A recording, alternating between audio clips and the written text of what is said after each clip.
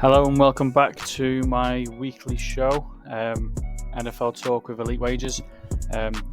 Did the NFC conference last week. We're going to do the AFC conference this week, breaking down every division, every team within those divisions, seeing what they can do, what roster moves they've made, acquisitions in and out, schedules, any sort of key little facts and things like that can help or not help their case to win or challenge in their particular division. I'll go through each division in order of the compass, so north, east, south, west, and I'll do them all in order of last year's results as well. So we'll get straight into it, no messing around. We'll go AFC North, starting off with the Baltimore Ravens, 13-4 record last year in terms of their acquisitions and roster moves. They lost a lot of key figures on their offensive line. Moses, Zettler, and Simpson all left. Lost major, well, not major, but a lot of key figures on defense as well. Patrick Queen, Jadeveon Clowney, Geno Stone, all moved on. Offense in general, lost Odell Beckham Jr., lost Gus Edwards as well within that offense. In terms of the Gus Edwards loss, it's sort of been overshadowed by their signing of Derrick Henry, King Henry. He's rushed for 1,000 yards in 5 out of the last 6 years, 10 or more touchdowns in six straight seasons as well, and he averages 13 touchdowns per season. So, Gus Edwards had a really good season last year, 800 rushing yards, and I think he had 13 touchdowns as well. Derrick Henry can certainly do that and more. He's known for it as well, so that's a good pickup in the off-season. Signed Eddie Jackson for veteran experience and depth in the secondary. Re-signed Kyle Van Noy, extended Rashad Bateman as well, and re-signed Makadubake. I can't even say that. Re-signed another figure there for their Ravens team. In terms of their draft, they drafted a cornerback, Wiggins, and that's to play with Hamilton and Humphrey as well. That's a solid secondary there. Wiggins had 89.4 PFF grade and he led the ACC. Drafted a new starting right tackle, as I said before, lost a few figures on their O-line. So they've added a new right tackle. They've added a new pass rusher as well and a few other pieces on the O-line. Added a few skill players, running back, wide receivers, etc., and a few more players on the defensive side of the ball as well for a bit of depth and to try and fill the void of the players that have left. The Ravens have the second toughest schedule next season. They face the Chiefs, Cowboys, Bills, and the Bengals all in the first 5 weeks. That's a very, very tough first opening 5 weeks. On the upside, the connection with Zay Flowers last year looked very good. Adding Derrick Henry as well, also huge contribution to the offense. They need to work out the run-pass option balance more for Lamar, and with a solid runner now like Henry, they're in a bit of a pickle there where the opposing defense can stack the box, so they take away the run. So they need to sort of work around that. I'm sure the head coach can figure that out between them all. Last year they went 3-3 against divisional opponents, and actually they were very good on the road as well. 6-1 record on the road. Need to keep up similar rhythm. They face 6 divisional winners and AFC North opponents in 8 road games next year. So 8 tough road games for them next year. Obviously, like I said, playing the Chiefs, Cowboys, Bills, and Bengals in the first 5 weeks as well. Not expected to be as good as last year. A bit of uncertainty on the O-line, losing a few key figures, adding a few draft pieces and things like that. Might take a bit of a settling in phase for them to get into this team. New injection of youth on the defense as well. Still potentially going to be a double-figure win team, but they're going to have a tough task winning divisional games, being in such a tough division that is the AFC North. Moving on to the second place team, which was a little bit of a shock considering considering all things that happened with the Cleveland Browns last year. Cleveland Browns finished second place, 11-6 record, which is a fantastic record considering. They've managed to keep the main core of their team. Not many names have left. Walker and Taki as well. Taki, biggest losses for them. They do, however, have a lot of players starting pre-season on the physically unable to perform list, including Nick Chubb, Jedrick Wills Jr., Greg Newsome, Dalvin Tomlinson, Jack Conklin. There's quite a few names there. A lot of those are expected to be healthy for week 1, but there is a few uncertain ones. Nick Chubb is expected to go a little bit into the season on the IR, or maybe the IR. They did, however, sign Jerry Jeudy, pass catching option for Deshaun Watson to play with Elijah Moore and Amari Cooper. They had a decent drafted Hall. He ranked second in pass rush win rate from all FBS defensive tackles. Drafted Zinter. He just got back from injury, didn't allow a sack in 280 pass blocking snaps, and again drafted more players to cover the void left from injuries and things like that. Drafted a new running back for a bit of depth there for Nick Chubb, etc. Another thing that was key for them last year was their home record. They went 8-1 at home in 2023, and they actually have 3 straight home games and a bye week from week 7 to 11. So they get to stay a full 4 weeks in Cleveland. So from week 7, 3 home games and a bye week. That's a good way to stack some wins, considering how good they were at home last year. They do have a tough final 5 games. They actually play the Ravens, Steelers, Bengals, so all divisional rivals, and then also the Chiefs and the Dolphins as well. So tough 5 final games.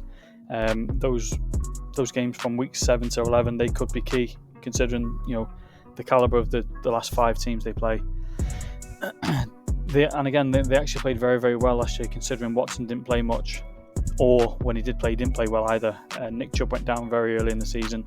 Both players are key for the offense this year and years past as well. If Watson can get back to his old Houston days, he should be a stud this year. So I actually expect him to do better this year. They won 11 games last year despite those 2 being out as well. So that's why I said before, it was a big shock for them to do as well as they did. They could and they should be competitive this year. Defense ranked as the best in the league last year. Bases remained the same, as I said, a few additions in the draft. Always a tight division though. I've mentioned it a few times already. It's a very, very tough division. They went 3-3 as well as the Ravens last year in head-to-heads in this division. Biggest issue for me is the injuries. If they can get back to full strength and stay healthy, they could have a solid season again. I feel like this is a make or break season for Deshaun Watson. He only played 6 games in his last 2 seasons for the Browns. That's 12 total games, and that's since the end of 2020. Obviously, he didn't play 2021 either, so he's only actually played 12 games in the last 3 years. He got paid a ton of money to sit on the sideline, basically. Browns have given him his pass catching options now, added Jeudy as well to Amari Cooper, and it's time to prove that he's worth all that money. It is worth noting as well, Brandon Ayuk as well he's requested a trade. The Browns have come up with a few trade packages, and one I have seen, it does include Amari Cooper, so it could be Coop for Ayuk. That's obviously worth keeping tabs on as well. 3rd place in this division, 10-7 teams. That's another positive record team. Pittsburgh Steelers, key roster move and key acquisition, if you like, extending Mike Tomlin for another 3 years. He's never had a losing season, 17 straight winning seasons with the Steelers, so that's a good luck charm, if you will. Moved around the quarterback room. He moved on from Kenny Pickett. Mason Rudolph and Mitch Trubisky have all gone. They were the most recent quarterbacks to start. Added Russ Wilson and Justin Fields as two quarterbacks, and if you think about it, they are very, very similar in the way they play. Justin Fields is very good on his legs, as is Russ Wilson. So, you've got a prodigy there in Fields learning behind Russ Wilson, but apparently in training camp, Justin Fields has been taking first team reps as Wilson he's got a calf injury, and Justin Fields has impressed as well. So that's a good thing for them in terms of their quarterback depth. They traded away Deontay Johnson, but they did draft replacement in Roman Wilson from Michigan, my Michigan boy. So pretty much a like for like draft pick to replace Deontay Johnson. Picked up some nice players for depth in offense. Van Jefferson as well been added. Cordero Patterson, who he has just suffered an injury, so he's on the physically unable to perform list. And they did add Patrick Queen as well, which is a huge acquisition from the Ravens. They drafted heavy for their O-line, which was their key need going into the off season. Drafted Fitanu to play left tackle. He can play anywhere inside, he can play outside, and he was ranked as the 15th best player on the draft board. Ranked 5th from all FBS tackles with an 88.2 grade as well. Also drafted Fraser. He ranked as the 3rd centre since 2021, and they added another guard to that O-line with McCormick. He had a PFF grade of 90.3, and he was ranked the highest from all FBS eligible guards in this draft as well. So there's 3 offensive linemen there that are all very high rated by PFF's grading system. And it's obviously a key need for them in the offseason. They addressed it very well as well. Again, reshaped their offense, 2 new mobile quarterbacks, gave them both passing targets as well. Van Jefferson along with Roman Wilson. Cordero Patterson could play in the pass game as well. Obviously you've got Pickens, can't leave out Pickens. Solidified that O-line as well, so hopefully their run game and pass protection can stay solid as well next year. Defense remains solid, added a few new players to help improve the bottom half ranked defense last year against the run. So Patrick Queen can fill that gap with a solid tackler, a very, very good tackler, so he can help with that run D as well. You can't talk about the Steelers and not mention TJ Watt though. He's the favourite again for Defensive Player of the Year. Last season he finished with 19 sacks. He's always dominant, gives defenses an advantage as soon as he plays. He's scary to go up against as well, so that's another factor that goes into all these games as well. They know they're going to have to face TJ Watt, and he's a scary man to have rushing at you as well. The Steelers actually haven't finished bottom of their division since 2002, so that's a very, very long time since they finished bottom of this division. That's how tough team they are playing within this division. They finished 5-1 against AFC North opponents last year, and if they want to have any sort of success this year, they need to replicate that this season. Their schedule is a tough one. They start the season with 3 games against teams who finished under .500, so the Falcons, the Broncos and Chargers. The Falcons look to be very improved over last year, so you can't take that with a pinch of salt, if you will. The schedule finishes with 8 straight games against teams who finished with a winning record. So starts off against under .500 and finishes with 8 above .500. Also includes a 10-day span where they'll face the Eagles, Ravens and Chiefs, 3 of the favourites to win the Super Bowl. So again, tough schedule, tough division. Added some nice key pieces. Could be successful. I'm looking forward to seeing what they can do, especially in pre-season. See how the players fare in this system as well. And they should be a very, very a fun team to watch next year. Defensively as well, they've always been solid on defense. And then finally in this division, Cincinnati Bengals, they finished 9-8. So again, another positive team. All teams in this division finished positive. And the Bengals obviously didn't have Joe Burrow for a little bit of the season last year. The last part of the season, still managed to finish plus 500. Finishing bottom of the division isn't where they wanted to be. So getting getting a healthy Joe back seems like a new addition. Keeping T Higgins on the franchise tag, that's not exactly a loss either. He should play on the tag. He hasn't indicated he's not going to play. He's in training camp, everything like that. So as long as the big 3, which is Joe, Jamar Chase, T Higgins, are all together, That's a huge plus and a huge boost to their offense. They signed Trent Brown to replace Jonah Williams, added Zach Moss to replace Joe Mixon, and also added Geno Stone. So again, like I said, they let Jonah Williams go, they let Joe Mixon go. They've also lost DJ Reader as well, and signed Trent Brown to replace Jonah Williams, Zach Moss to replace Joe Mixon, and they drafted quite a few players as well in the area of the field where DJ Reader will be missed. Drafted 10 players in 2023, so they're 10 draft picks. Trent Brown was only a short-term solution given his age. Mims, who they drafted, looks like the long-term right tackle. He only allowed 6 pressures in 402 pass blocking snaps last year, in the last 2 years, sorry. Jenkins as well, another draft pick, ranked 5th among Power 5 interior defenders in 2022, and then 3rd among Big 10 interior defenders in 2023. He was the pound-for-pound strongest player in this draft as well. So they added two heavy players there who can play very, very solid football.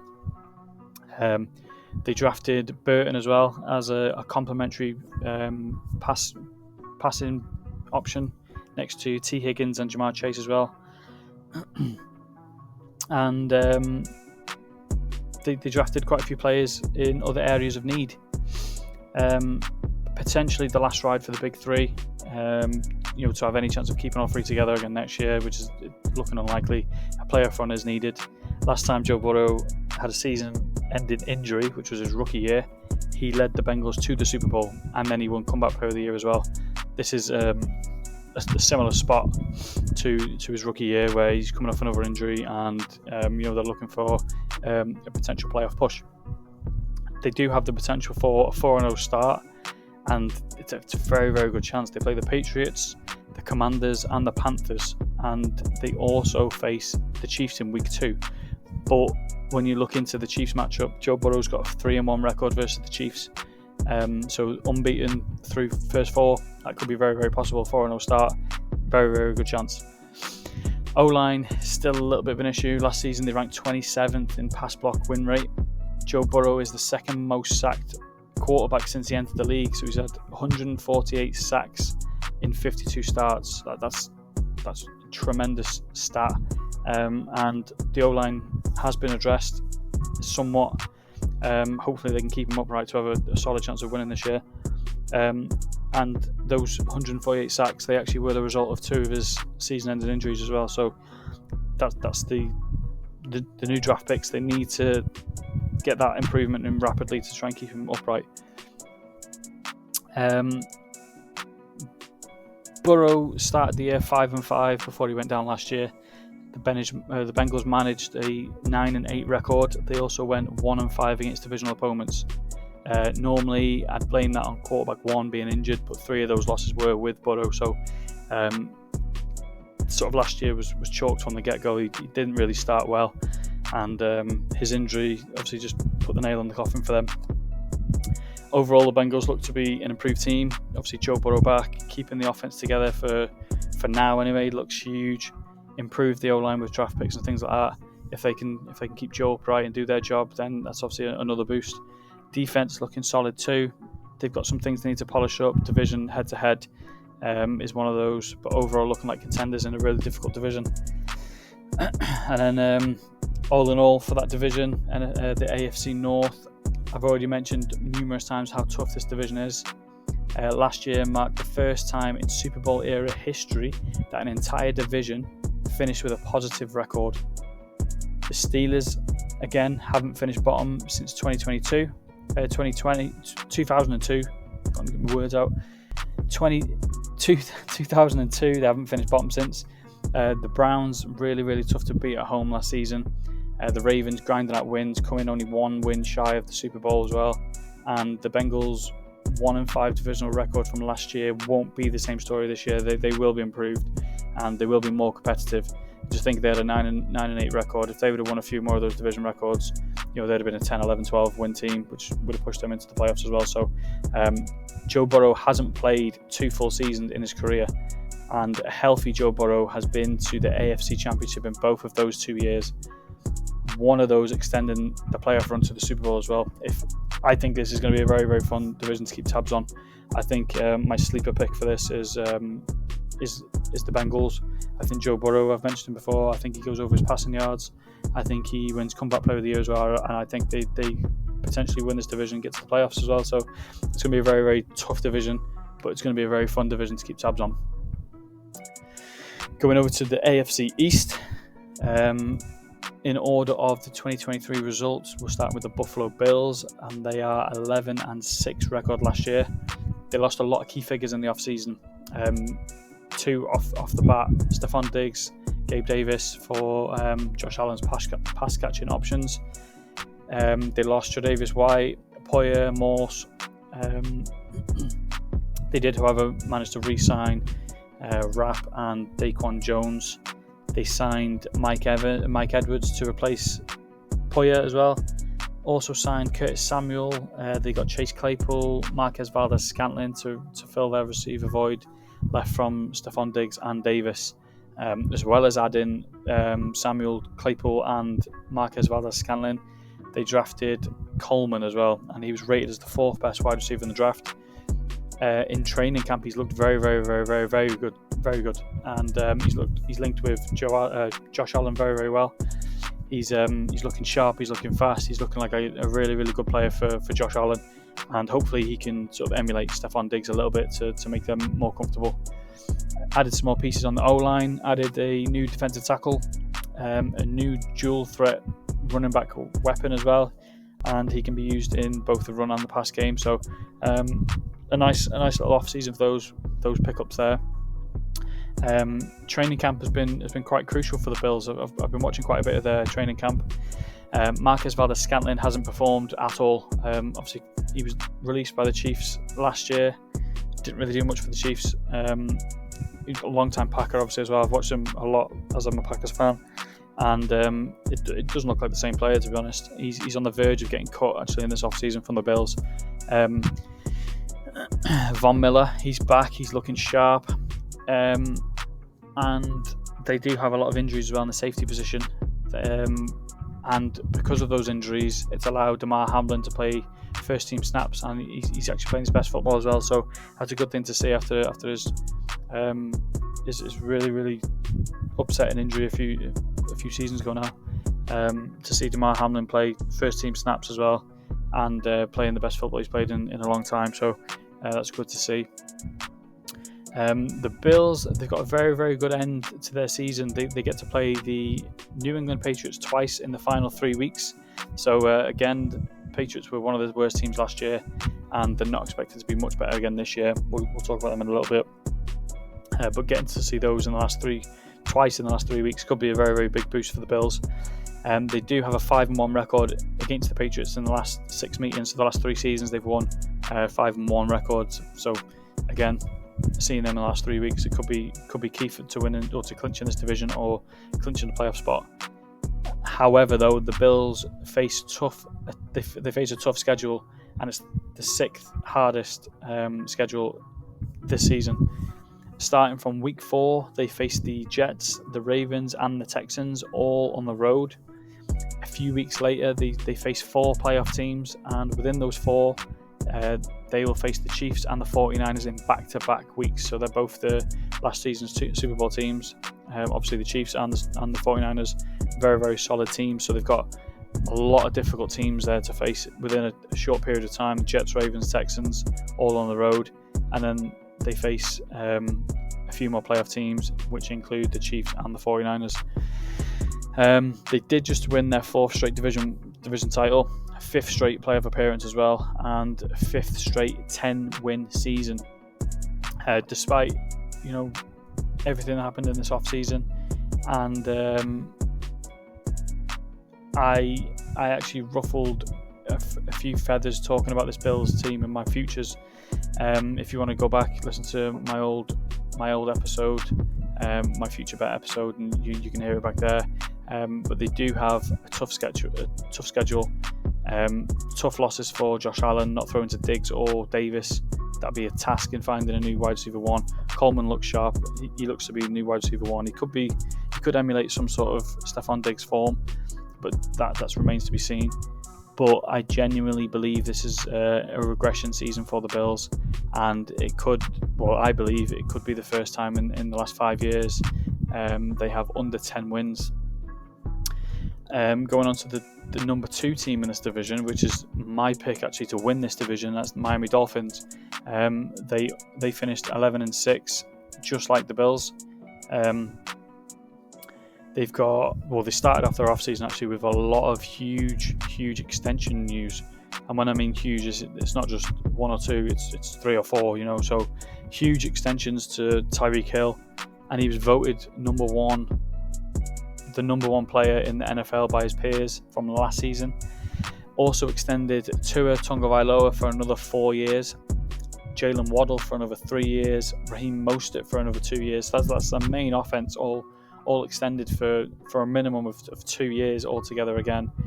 2 years, 3 years, 4 years for all of them. They did lose some key figures: Rob Hunt, Van Ginkel, Christian Wilkins. Not ideal to lose those players. They did add a lot of new players, so as well as those extensions, so keep those extensions in mind. They added Jordan Poyer, Kendall Fuller, Jordan Brooks, Calais Campbell, Jonnu Smith, and a certain Odell Beckham Jr. And just to touch on Odell as well, he's obviously on the decline in his career. He's not played as well since his Giants days, but he had a career best 16 yards per catch last season. So he was a little bit of a deep threat there, and he was a compliment for Lamar Jackson. So imagine an offense where Tua can throw to Tyreek, Jalen Waddle, or Odell Beckham Jr. So that's a scary thought anyway. And then you've got Achane as well coming back from injury, and you've got Raheem Mostert in the run game. So that's an offense that is a scary offense. They drafted the 40th prospect edge in Robinson, but despite being the 40th rated prospect, he had a 93.9 grade, and he was ranked second in FBS edge defenders since 2022. So the Dolphins obviously see Robinson higher than his 40th projection. Drafted their man, needed a new edge, obviously considering Wilkins has left as well. They drafted protection for Tua, and that's a guy, Paul from Houston. He led all FBS tackles with a 91 grade, and he will be the eventual replacement for Armstead as well. And him coming to this team, playing with Armstead, he gets to learn from one of the best as well to ever do it. So that's a solid thing for Paul. Added more depth at wide receiver if you needed any more, and then across the defense as well, to go with all the other players they stacked the defense with as well. Like I said, I've been busy extending key figures on offense with 4 new players getting new contracts. Achane returned from injury as well, adding Odell Beckham Jr. New additions to their O-line makes their offense look solid now. It looked scary last year, it looks even scarier this year. Offense finished as the top 5 offense last season, and they finished with the most touchdowns in the league last year. Second most points scored by an NFL team. Now, if you didn't see my NFL future bets as well, I've actually gone for the Miami Dolphins to have the most points this season as well, just based on their offense and things like that. They look like a very, very team that can score at will. Defensively, they're better against the run than pass, but ended up as a top half NFL defense. Second most sacks per game on average last season. Had 6 players with 5 or more sacks as well, and they had 2 of those with 10. Wilkins had 9, Van Ginkel had 6.5. Obviously those 2 aren't on the team this year, but they did add Calais Campbell, who had 6.5 as well, so he's not exactly a slouch in the second division, in the second department.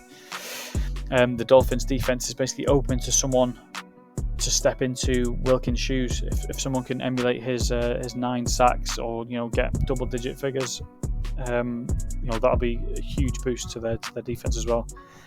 Similarly to the Bengals, the Dolphins, they have the opportunity to start hot as well, opening 4 of 5 games against teams that didn't make the playoffs. 3 of those at home, and last season they were 7-3 at home. So they need to take advantage of those home games and those games against non-playoff teams last year. To me, the defense is a slight concern. Finished the season allowing the 10th most points per game. They need their new additions. They need to gel together fast, especially in the secondary. They've got a lot of new faces, all experienced players, but they all need to gel together to get that bond and to play solid football next year for them. Third place in the division last year, New York Jets. They finished as a 7-10 record. Finally getting Aaron Rodgers after tearing his Achilles in last season's opener. That feels like a new roster move again. They were all hyped about getting Rodgers last year. They didn't actually get to see him play, and this year they do. So again, that's like a new signing for them. O-line was the main goal to improve in the off-season. They added Tyron Smith. They added Moses, Simpson from the Ravens as well. Re-signed CJ Mosley. Traded for Hassan Reddick. Reddick is, however, on a holdout for a new contract as well, so that's something to watch. But they've drastically improved with those signings. They lost Whitehead and big losses in Huff and Jefferson as well, who had 10 and 6 sacks for the Jets last year. They drafted a lot of young guys to replace the vets on the O-line. Fashanu, one of those. Added Mike Williams, they got Mike Williams in the off-season, but he's going to stay on the physically unable to perform list. Drafted a new wide receiver, 2 new running backs, drafted a cornerback, a safety. They got a lot of depth in positions that need that depth. And the acquisitions they had, pretty solid acquisitions as well. So it looks like an improvement on last year, especially if Aaron Rodgers is able to stay healthy. Defense looks strong. They'll look stronger with Reddick. They had a top 5 defense over the last 2 years, so adding Hassan Reddick is a strong acquisition. They just need to get that deal done, keep him on the team, stop him from having his holdout, get him training, things like that. Offense looks to be very, very improved. Obviously, Rodgers, four new pass protection players, Smith, Simpson and Moses. They all had an 89% or higher pass rush win rate, so very, very solid. They should be able to keep Aaron upright, which is good news for him. Their schedule is up and down.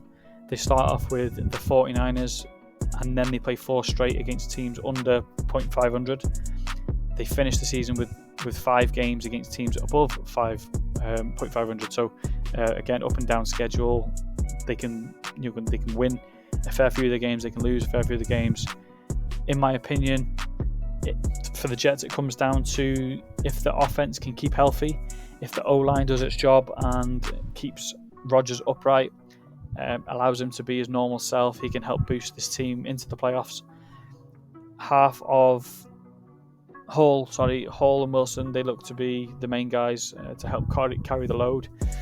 Wilson's obviously wide receiver 1 for Rodgers. Everyone was excited about that link up as well. And Hall as well, very, very solid player, pass game and run game as well. Defense looks like it should remain strong. Again, need to sign Hassan Reddick to improve further, keep him on the team.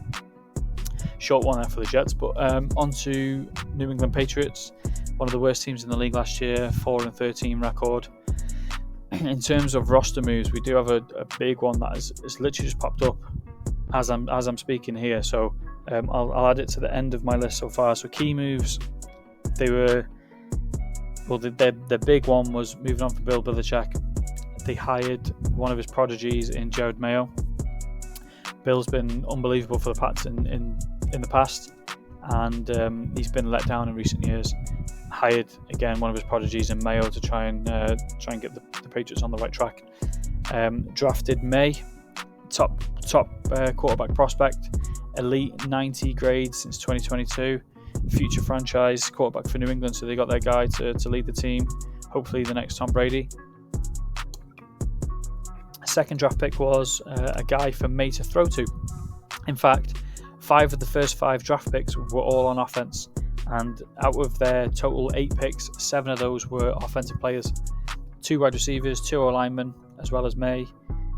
They were all the first 5 picks. Clearly, the offensive weapons and pass protection was the key need to address. They wanted to get a solid O-line to keep May on his feet, making plays, and throw into some nice wide receivers. Talking of wide receivers, the Patriots have just cut Juju Smith-Schuster, so that's a big one as well. One of the best pass catching options a few years ago for the Steelers. Moved to New England, I think last year or year before. Signed a decent contract and wasn't able to perform. He has now been cut. They did re-sign Julius Peppers. Not Julius Peppers. They did sign Peppers and Stevenson as well to contract extensions. They haven't really been active in the off-season. Let a few players go, as I mentioned. Added minimal players, re-signed a few players. Obviously, Juju Smith. So that's quite a big factor now for their offense. Jacoby Brissett, he was a player that was added in the off-season. He's expected to start. He'll give guidance to May whenever he's ready to go. He will jump in. Pass rush could be their only area with some consistency. Balmore had a team high 8.5 sacks. Matthew Judon as well. He was on a holdout from training camp. He's now training. Judon, Wise Jr. and Bentley all had 4 or 4.5 sacks.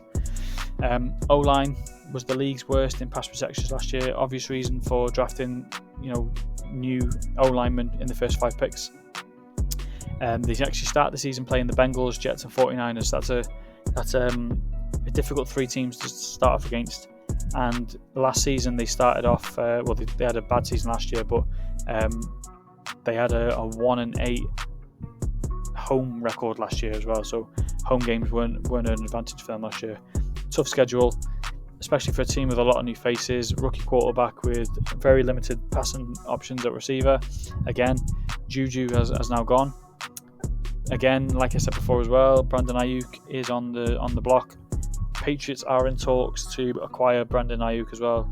They were one of the favourites. They offered him the most money. That'd be a huge boost to their offense. But I am hearing in the trade package is either Kendrick Bourne or Matthew Judon as well. So there's going to be a player there that's going to be, that has been playing quite key for the Patriots in the past couple of years, that could be leaving and going to the 49ers. A lot of new faces in the receiver room, not very experienced players. On the O-line, new faces again. It's going to take some time to gel together. Settling in phase will happen. Hopefully they can get that over and done with in the preseason. You've got to have realistic expectations with all things considered for this new Patriots team. Basically a whole new offense. Some uncertainty where, if Ayuk comes, which is the player going to be leaving, Judon will be a huge loss. And then obviously Jared Mayo coming in as head coach as well. So yeah, realistic expectations for New England is, maybe improve on last year. They won't contend for the division this year. And even with a slim chance of Ayuk joining the Patriots, I don't think that'll boost their chances of contending. They look to be in full rebuild mode. This year's just the beginning of their rebuild. They have a few stepping stones in the right direction. New quarterback who's potentially the face of the franchise. New head coach who could be head coach for years to come. That's just the beginning for them. As for the other 3 teams, I think it's anyone's for the taking, really. In my opinion, the Bills are due some regression. They've had 4 solid seasons. As good as Josh Allen is, I think losing his 2 main targets from those 4 seasons is bigger than people think. People are downplaying it a little bit. I think Coleman is good, but I don't think he can pick up the void left from Diggs yet. I think he will get there. I think it's going to take him some time. He's a very, very good player, but I think Stephon Diggs, you know what you're going to get, and they haven't got that now. As for the Jets, I think it basically comes down to that O-line keeping Aaron standing. If he's able to stand, he's got the ability and the skill players to be able to make some plays. Not to mention their defense is pretty good as well. But for me, the Dolphins look in prime position to win this division. 4 new extensions for key guys: Tua, Hill, Waddle, Mostert. Adding multiple key players on defense as well as Odell Beckham. They've gone all out to make this year their year. I think they're a very good team. They are my favourites to win this division. They're my favourites to score the most points this season, and I think it's going to be another good division to keep an eye on. Over to the AFC South. Again, order of last season's results. First place, I don't know if this is a shock or not, Houston Texans, 10-7 record. Played very, very good football last year. I don't think many people were expecting them to come straight to the top as quickly as they have. But they played some very, very good football. To start the off-season for them, though, a huge loss. Greenwood has departed. He was the only Texan to get double-digit sacks last year. He had 12.5. And he also cleared the next defender by 5.5 as well. So no one even came near to him last year. But with that being said, they did replace Greenwood with Hunter from the Vikings, and he had 16.5 sacks last year. So he had more than Greenwood. So helped turning that loss from Greenwood from a loss into a win. They replaced Singletary with Joe Mixon. Significant improvement in the run game. Was the weakest, it was their weakness last season. They ranked as a bottom 5 rushing offense. Obviously, Joe Mixon is a very, very solid player for the Bengals, or he was for the Bengals. Now a Texan, he can improve that rushing offense. Again, added Stephon Diggs. We were talking about him in the last breakdown for the Bills. Added Stephon Diggs. He's had 6 straight 1,000-yard seasons, numerous Pro Bowls. He's an absolute player. One of my favourite players to watch, and now he's a solid option for CJ Stroud. Also added Al Shahir, who finished 6th with the 6th most tackles and 5th most assists as well. Added another 12-sack player in Autry from Tennessee. Added another defensive lineman in Fatukasi, and Jeff Okudah, CJ Henderson for depth in the secondary as well. They didn't have a first-round pick this year, but Texans' first pick was a cornerback. The cornerback was Lassiter. He should compete with Okudah and Henderson to play opposite Stingley Jr. So they've got a lot of young players there, nice players that can play, in the nickel or cornerback. Added more depth players within their draft. Majority of those being called potential future starters by PFF as well, which is a good thing. Others have been labelled as projects. Again, could be a good thing. Get to mould those players into the players that they want for their team. Draft picks could be hit and miss, but adding that much talent as an offensive weapon for Stroud, as well as boosting the pass rush and the secondary with a lot of acquisitions, seems like a job well done for them. ESPN ranked Houston this year as the 6th best team in the NFL. Again, that's a huge. They were last year's worst to first team. So 6th best team in the NFL this year, ranked by ESPN. They finished 4-2 within the division last year as well, which is another reason why they came top. Texans open their season playing the Colts, Bears, and Vikings. Now, the Bears and the Vikings could start with rookie quarterbacks, while Colts starter Richardson only has 4 NFL starts to his name as well, so could potentially only play. Well, the starters for those potential 3 games could only have 4 NFL starts combined. They've got a real opportunity to start 3-0. Houston have a tough December. They do have a Christmas Day game, which means they'll play 3 games over 10 days over the Christmas period. Those 3 games will be against the Finns, the Chiefs, and the Ravens. So 3 tough games for Houston over 10 days. I don't think the draft affects the way Houston will play next year. It would obviously be nice to have some young talent to be confident starters right off the bat, but off-season additions certainly overshadow a weaker draft. Probably last season's surprise contender for team of the season. Worst to first in many aspects. Didn't sleep in the off-season. Added a lot of talent to ensure success wasn't a one-season wonder. Again, Hunter coming in for Greenwood is huge. Stephon Diggs for CJ Stroud is again huge. Added Okudah, CJ Henderson. A lot of figures on offense and defense within the off-season and the draft. So solid off-season for Houston so far. Second place, Jacksonville Jaguars. They were another positive team, 9-8 record for the Jags. They started off their off-season with a huge extension for Trevor Lawrence and also Josh Hines-Allen as well, to keep those two stars long-term. One on offense, one on defense, obviously. Both captains for offense and for defense. Big loss. It doesn't sound like a big loss, but big loss losing Ridley to the Titans. They did sign Gabe Davis to replace, but Ridley led the team in yards and receptions last year, so he'll be a huge loss for them on offense. Gabe Davis, obviously, he knows ball, so hopefully he can sort of fill the void left from Ridley. They also lost Darius Williams, and he was the team's highest rated cornerback last year. They did draft Jones to replace Williams. He had a PFF grade of 90.1, and he ranked 5th among all cornerbacks last year. So solid cornerback in the draft added. Added Armstead as well, 7 sacks. They added a new centre in Morse, and he only allowed 1 sack in the whole of last season. So a good pass rush player and a good pass rush blocking player in the offseason. Drafted a top 5 wide receiver prospect, Brian Thomas Jr., and he actually led the nation with a 99.9 deep receiving grade. He also had the nation lead in 12 deep receiving touchdowns, so a huge vertical threat alongside Kirk and Gabe Davis. Speedy player. Drafted some defensive linemen to go with Armstead. Smith ranked 7th among SEC interior defenders with a career high 23 quarterback pressures. He ranked 2nd with a 9% pass rush win rate as well, so he can certainly get to that quarterback. Drafted some more depth with the 4 more defensive players, and they had 5 in total. So defense was obviously a need, and they addressed that need.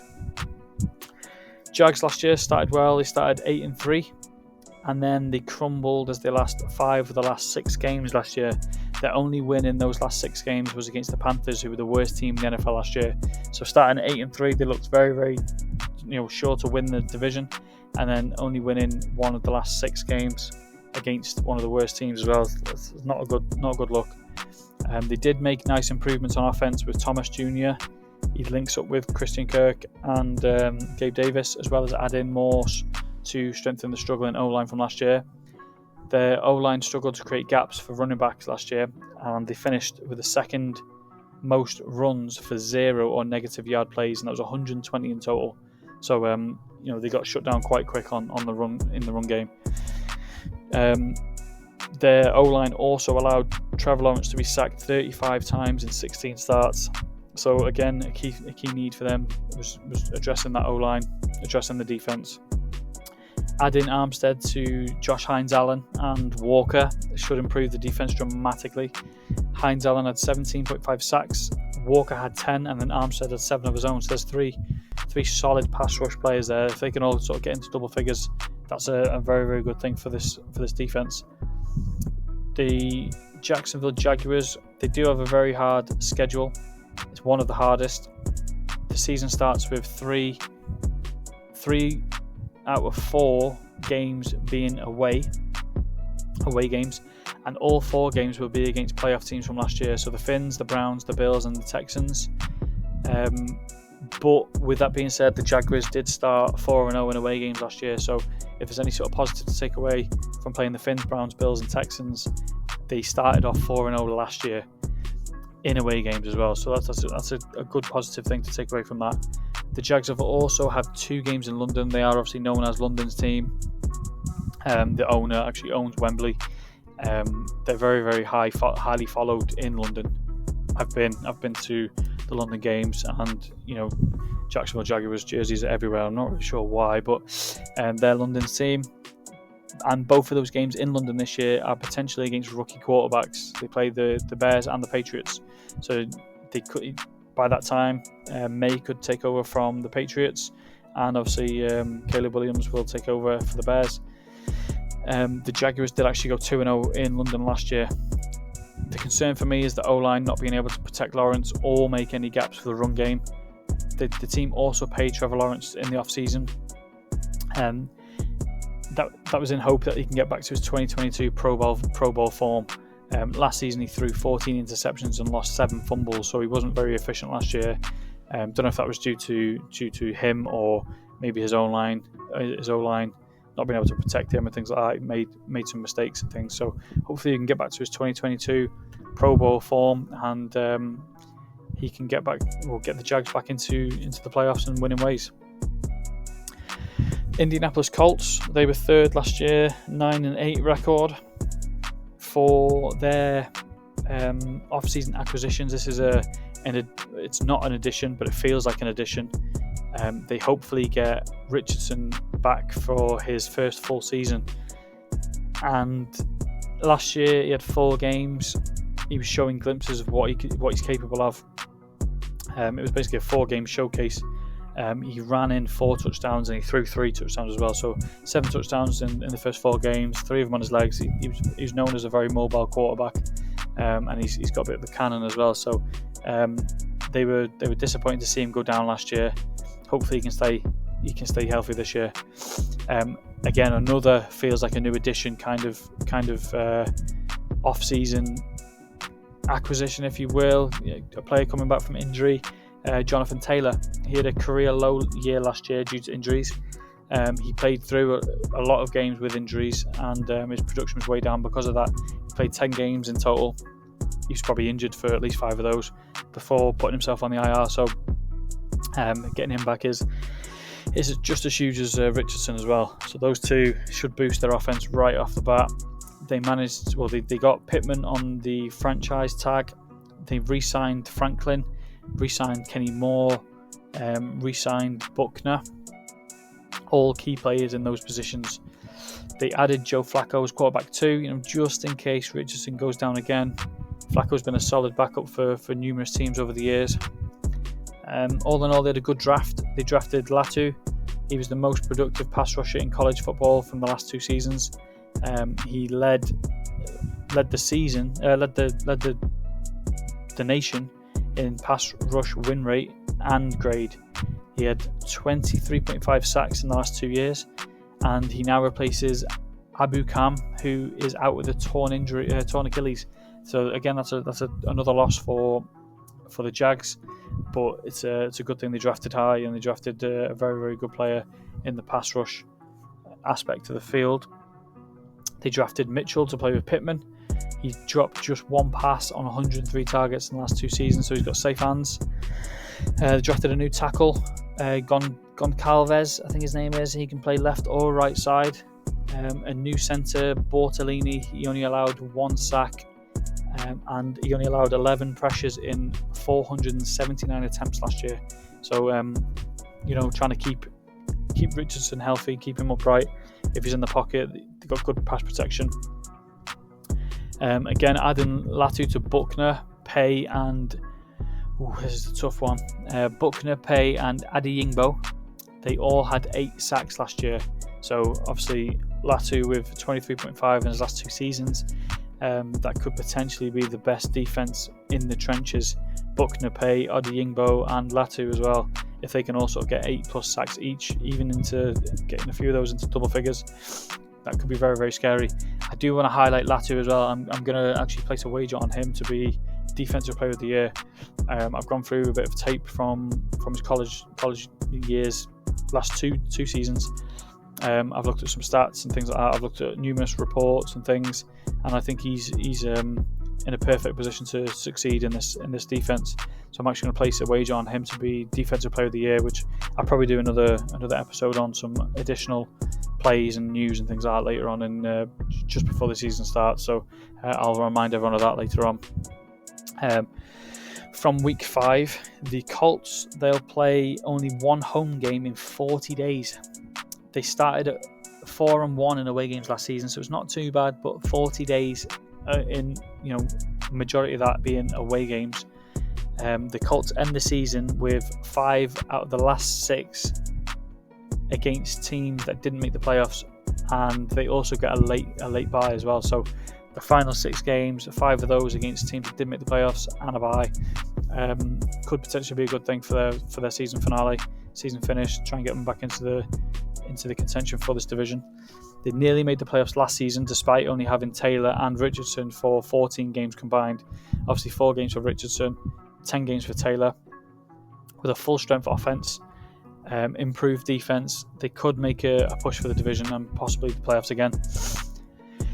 Finally in this division, Tennessee Titans, they finished with a 6-11 record last year, so not very good team last year. Because of that, moved on from Mike Vrabel,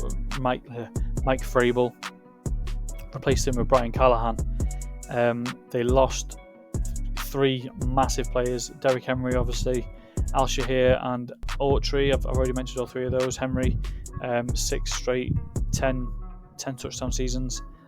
Al Shahir 5th and 6th in tackling and assists, and Autry had double-digit figure sacks last year as well. So 3 huge losses across the field for them. They did add Tony Pollard to help replace Derrick Henry. Pollard's had back-to-back 1,000 yards rushing as running back 1 in Dallas. They added a huge addition here, which has been underlooked as well. Added Ladarius Sneed, one of the best corners in recent years. Added Cushenberry as well. He only had 1 sack last season. Recently signed Quandre Diggs, signed Jamal Adams in the safety positions. They signed Awuzie to partner Sneed as well at cornerback from the Bengals. So their defense is looking very, very solid there. I think it's been very underlooked, those acquisitions. They added Ridley as well for wide receiver 1, obviously from division rival 4 to challenge for the division. He led the Jaguars last year in yards and touchdowns. They added Tyler Boyd as well. So again, two nice additions for Levis now to pass to. They drafted Latham. He's number 2 O-line prospect, back-to-back 80 grades in 2022 and 23. They drafted Sweat, and he graded a 90 in both run defender and pass defender. He finished the season as number 1 FBS defensive tackle in wins above average metrics. Again, solid player. We'll go over this again in a little bit as well.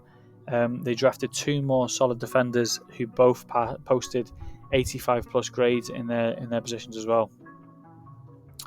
I actually found myself watching the training camp as well, and they're trying to implement a pass-first offense now for Levis. They gave him some tools to succeed in doing that, but also can't deny that the O-line has been able to create gaps for Henry. And while obviously Tony Pollard isn't Henry, he can still produce in this team, so you can't exactly just take away that run game completely. He can do a job for them as well. So the offense actually looks very, very scary.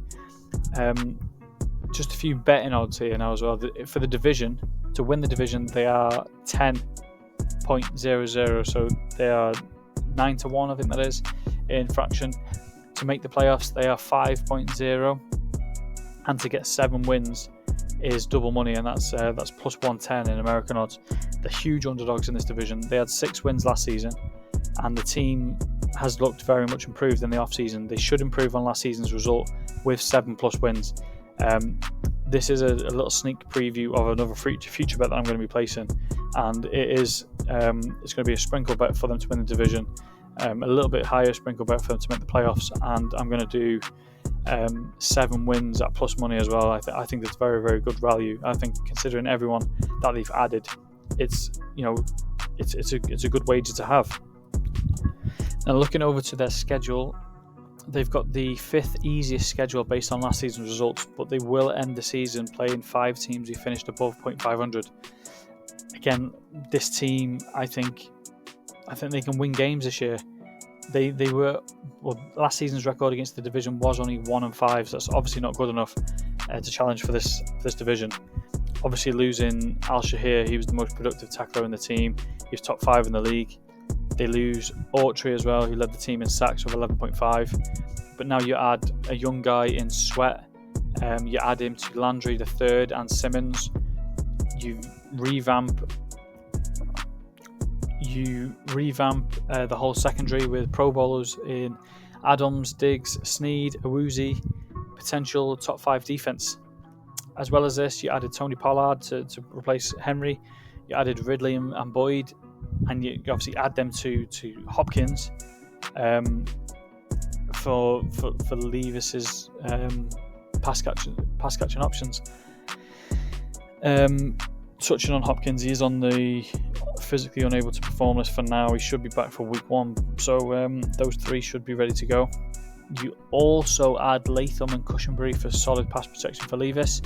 A lot of upside for this team. They've been very, very underlooked considering they probably had one of the best off seasons in terms of acquisitions. The Titans are this year my pick to go from worst to first. Like I said, I've got a few wagers on them, which I'll replay in a later episode. This is a division that could genuinely go. It could come down to the final weeks. It can go all the way. All teams have addressed their weaknesses, and they've got some key additions. I'm most impressed with the Titans this off-season. They added a lot of elite players over the field. Doesn't necessarily mean it's a good thing. They have a settling in phase. Could take some time to bond. Competition for roster spots and things like that. Teams like the Colts, they've managed to re-sign key players and add a few players in areas of need. All in all, I think it's a division that will come down to the final set of head-to-head matches. Last season, both Houston and Jacksonville had 4-2 records, and obviously Houston finished above Jacksonville in their head-to-head game, which allowed Houston to win the division. But again, my sleeper team is the Titans. My sleeper team actually to make the playoffs is the Titans. I'm actually quite high on the Titans this year. Final division, order of the compass, AFC West. In order of 2023 results, Kansas City Chiefs, they are first, 11-6 record. Huge off-season wins for them were re-signing Travis Kelce and Buckner as well. You don't think Butker is going to be a huge addition, but the way he's been kicking recently, he's probably the best kicker in the league. Also, Travis Kelce, best tight end in the league, future Hall of Famer. Another win was not losing Chris Jones. That was a huge win to keep him. All in all, they didn't lose too many pieces. They traded away Ladarius Sneed. They lost Willie Gay, but they have depth to cover in those positions. So obviously there will be huge losses, but their depth should cover those positions. They added speedy receiver Hollywood Brown, and they added him to a receiver group that hasn't really had much speed since Tyreek Hill left a couple of years ago. And again, talking of speed, Kansas City Chiefs, they moved up in the draft to select the fastest player in combine history. Xavier Worthy, he's had a solid training camp. I've seen a lot of clips and a lot of research on him. He's had a solid training camp. A lot of notable players praising Worthy of his work ethic, his toughness, pass catching ability and things like that. So that's another weapon for Mahomes. A concern for me for the Chiefs, a concern for the Chiefs in the offseason was their left tackle spot. So again, they traded up, only one spot this time, but they traded up to get Sua Matia, and he can play either side of the line, left or right. He posted an 80 pass blocking grade on the right in 2022 and an 86 pass blocking grade on the left. So he was slightly better on the left, but again, he can play both sides. One of the top sacking players in the NFL, Max Crosby.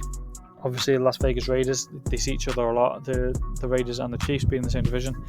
Crosby recently said his favourite player to sack is Patrick Mahomes, and he said the reason for that is because he's so hard to get to the ground, largely down to his centre in Humphrey and right tackle Smith, who finished second and fourth in pass block win rate, as well as obviously Patrick Mahomes being a magician. He's an elusive player.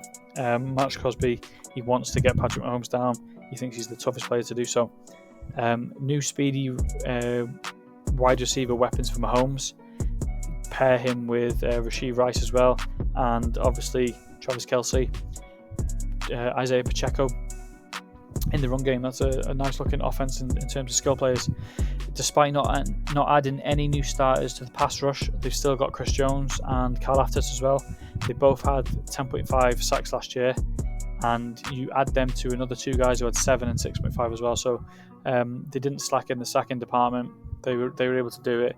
Keeping Jones, I think he'll get another 10 this year. Karl Aftis probably another 10 also. The Chiefs have won 3 Super Bowls in the last 5 years. 4 AFC Championship titles in the last 5 years also, and they've won the division 8 years straight. They've had dominance for the last 5 years, 8 years in this division. Again, they are one of few teams that play on Christmas Day, which means they'll play 3 games in 10 days. Last year they had 11 wins. I definitely think they reach 10 wins. Given that it's a winnable schedule for them, I think they could push for 11, 12, maybe 13 wins this year. They've got a nice schedule. They dropped lucky with the schedule. Nice additions across the field, keeping key players, things like that. And obviously you've got Patrick Mahomes and Travis Kelce. Travis Kelce was I think he was about 20 yards away from 9,000 yard receiving season.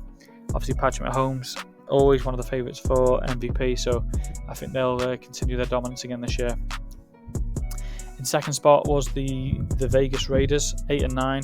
Again, that was a bit of a anomalous result. I don't think many people expected the Raiders to finish in second place in this division. They added Christian Wilkins. He had 10 sacks last year, and they added him with Max Crosby, who's obviously a monster. They also added Gardner Minshew as well to compete for quarterback one, that quarterback one role. They released a lot of depth players across the team.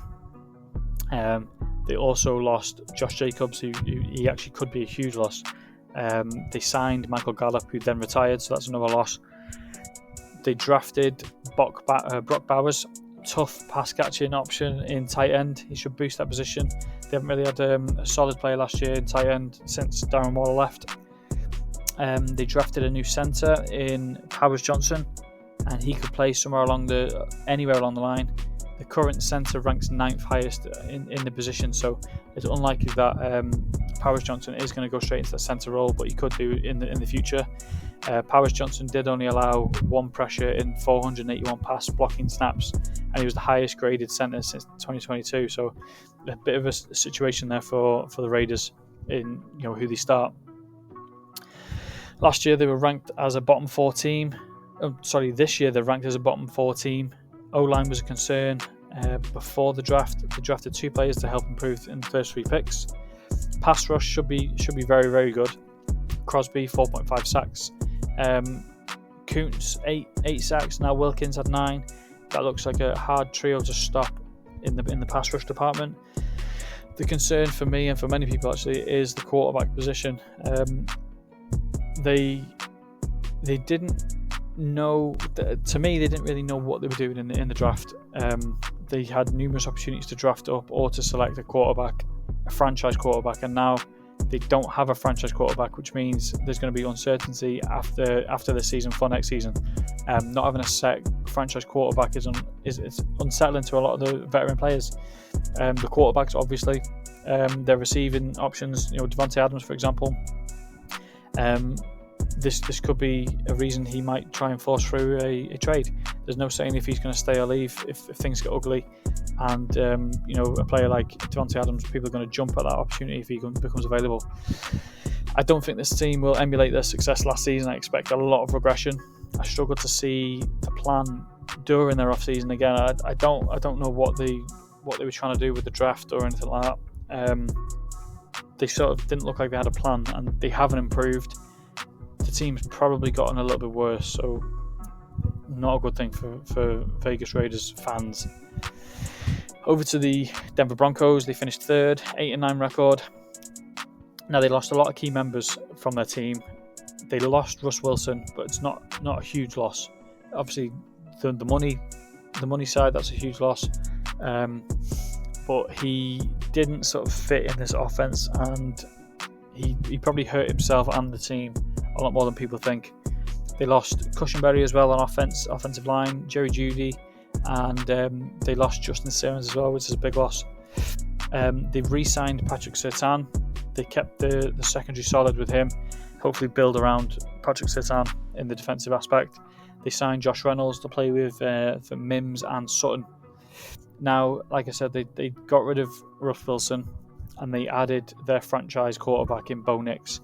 Bo Nix was the 6th highest rated quarterback in the draft, so it was actually a surprise for the Broncos to select him earlier than he was projected, but obviously Sean Payton liked him enough to make him face of the franchise.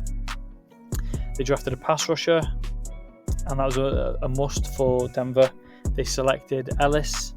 In 10 games, he had 39 pressures, 13 sacks, and he won 17. He had a 17% win rate as well. So, a very productive player in the pass rush area of the field. They drafted obviously Bo Nix, and they got one of his targets from Oregon as well from last year in Franklin. Hopefully, they can sort of link up and replicate some of last year's stats and things like that into the NFL this year.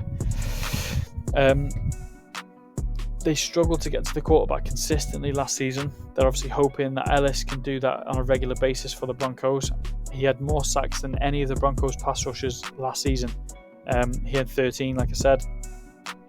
And the highest for the Broncos was 8.5. Obviously, the NFL and the college football aren't sort of the same level, but for him to have more than any Bronco last year, that was huge. New offense. You got a changing quarterback and new wide receiver options. It's sort of like a semi-rebuild mode. It could take this season to see what the offense can do.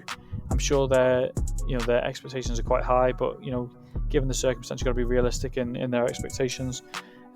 Coach Payton is a coaching mastermind, so anything is possible. If they were going to win, it's this coach that can help do it. Reports out of training camp suggest that Bo Nix is moulding into this offense, and he fits right in with the system that Sean Payton wants to play. So again, that's another good thing. Build on the defense around Benito, who's a young pass rush linebacker. He had 8 sacks last season. Patrick Surtain, obviously, in the secondary, another good build and block. He's one of the top cornerbacks in the league. October, that is a month where they would have circled in their calendar. They play 4 teams who didn't make the playoffs. 3 of those have got new head coaches, so their schedule is quite manageable despite playing the Ravens, Chiefs, and then Bengals and Chiefs during the season. So they play Ravens and Chiefs early on in the season, and then they go Bengals and Chiefs later on in the season. So they're 4 tough games, but they've got things within the schedule that they will highlight and things like that where they'll target those for wins. Last season they started 1-5, and they actually ended up with 8 wins in total. So if they figure out their defense and Bo Nix plays well within the offense, the Broncos should be okay. Maybe not enough to contend, but maybe potentially stay competitive within this division. Final team actually in my breakdown is the final team in this division, Los Angeles Chargers. They finished 5-12. Roster moves, a big, huge addition in head coach Jim Harbaugh from my Michigan Wolverines. In my opinion, and a lot of people's opinion, he was probably the best head coach option in this offseason. They managed to keep Khalil Mack and Joey Bosa. They added a pair of Panthers from last year, DJ Chark at wide receiver, Hayden Hurst at tight end. They added a long-time Seahawk as well, tight end Will Dissly. And they also signed another pair of players, but this time from the Ravens, J.K. Dobbins and Gus Edwards, to replace Austin Eckler. Another addition was Bud Dupree. He had himself 6.5 sacks last year. Again, like I said, they moved on from Austin Eckler, Mike Williams, Keenan Allen. They let Corey Lindsey go as well at centre. Eric Kendricks as well was the main loss on defense. So they lost quite a few big names for their team over the last few years. Clearly needed to boost the offensive line and wide receiver positions after losing key players. They actually drafted Joe Alt 5th overall to keep Herbert on his feet. He allowed just 13 pressures and 700 snaps across the last 2 seasons. They traded up in their second selection and drafted Ladd McConkey, wide receiver from Georgia. Really speedy guy. Stats didn't really stack up to other guys within the draft, Coleman and Worthy, players like that. His stats weren't as good. The production was a lot lower compared to those guys, but the Chargers obviously believe that he can be a good replacement for a void left at wide receiver. Harbaugh also selected his Michigan linebacker Colson. He had a 90 tackling grade. He only missed 4% of his tackles last year. He also had an 83.4 coverage grade, and he ranks as one of the highest linebackers in college football in coverage. He's an ideal replacement for Eric Kendricks. Obviously, Harbaugh got his Michigan guy, his Wolverine. He had to sort of implement some sort of Wolverine within the building, so he got him at linebacker. After moving some pieces around on the O-line, they look like an improved unit with Joe Alt as well coming in. Chargers were a bottom 10 offense in points per game average and rush yards per game last year, so they added Gus Edwards and J.K. Dobbins to help improve that. They were also bottom 5. They were in the bottom 10 for red zone plays per game. They were, however, a top half of the league in passing, and more specifically, passing yard per game. Keenan Allen, he had 1,242 yards last season, and the fun little stat here actually is he doubled second best receiver, who was Palmer. Palmer was second. He had 581, and again, third place behind Palmer and behind Allen was Austin Eckler, and he was almost trebled by Keenan Allen's yards. So wide receiver last year wasn't too deep. Now you lose that key player in Keenan Allen. Obviously, Mike Williams didn't play due to injury as well, so you haven't got Allen, you haven't got Williams. Obviously, Eckler isn't there either, so you're missing 2 of your top 3 receiving targets from last year, and another key player in Mike Williams. Khalil Mack, he was a monster on D last year, 17.5 sacks.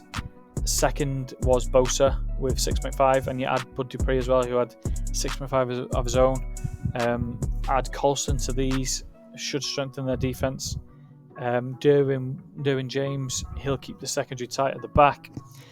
For me, the concern is the pass catching options for Herbert. Like I said, with Allen now gone, and he was by far the most productive player in this team. No big names added to replace.